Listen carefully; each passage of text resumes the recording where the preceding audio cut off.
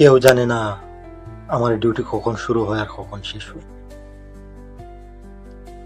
সবাই জানে আমি বিদেশ গিয়ে তাদের ভুলে গেছি। একজন প্রবাসী জানি শত ব্যথা বুকের মাঝে বহন করেও কিভাবে মুখে হাসি রাখতে হয়। একজন প্রবাসী জানি মাসের শেষে কিভাবে পরিবারের মুখে হাসি ফোটাতে হয়।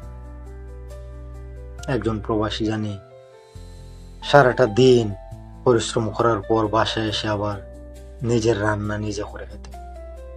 কতটা যন্ত্রণাদায়ক এটা একজন প্রবাসী জানে। অসুস্থতা থাকা সত্ত্বেও যখন কাজে যেতে হয় কতটা কষ্টের সেটা একজন প্রবাসী জানে।